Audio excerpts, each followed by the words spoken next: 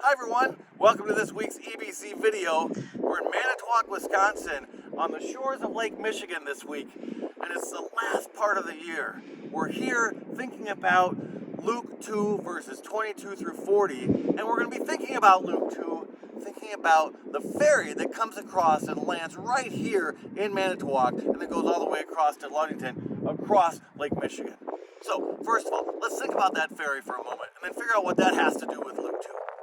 So when that ferry comes across, it's bringing all of these passengers, and for those passengers, they're at the end of their journey. They're going to go out and do whatever it is they're doing here in Wisconsin. All right, for the ferry workers, they're not at the end of the journey. They're going to load it back up, they're going to go back the other way, another 4 hours across the lake, and keep doing that over and over and over again. And you know what? For us, Christmas and the New Year is a little bit like being those ferry workers. We're coming to the end, and then we're just starting right back over again, right? We have that moment at Christmas time where we've held the candle, we've sung Silent Night, we've celebrated the Christ child coming, and then we're just kind of on to the next thing. And the New Year comes, and we celebrate that New Year's Eve, and we're on to the next thing. Now, Christmas gives us an opportunity to be thinking about that renewal each time. And Luke 2 is a fantastic place to be thinking about that renewal. Because in Luke 2, we go pretty abruptly from shepherds being told by angels that the Christ child has been born, and Mary is cherishing those words, treasuring them in her heart, and then all of a sudden, Jesus in Luke is being taken to Jerusalem for the blessing. He's the firstborn child of Mary and Joseph, and he's being blessed and dedicated to God in the Jewish tradition.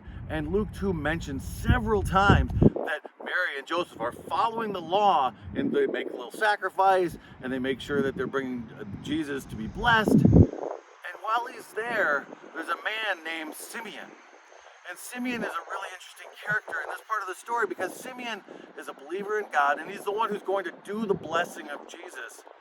And Simeon has been told that he's not going to die until he's seen the Messiah. And so when he sees Jesus, he actually says, he knows now that he's going to be sent on because he recognizes Jesus for who he is, the Messiah.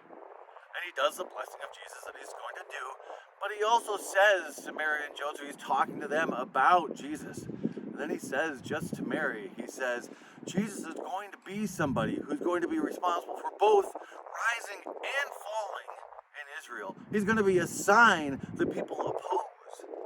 And then he says to Mary very specifically that she's going to have a sword in her soul as well.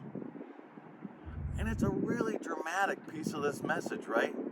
We've just gotten done with all of that glory, the birth of a Christ child, the things that Mary is holding and pondering, and her declaring, here I am, to Gabriel. And now the message is, this is going to be tough.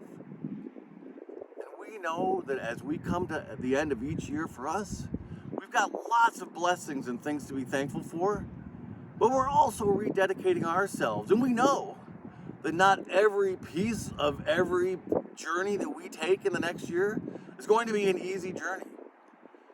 Just like Mary, we hear that message that it's not always going to be the easiest things, but we also know that God is with us. And so when we declare, here I am, Lord, when we go about that journey, and even when we hear it's going to be tough, we're confident God is with us.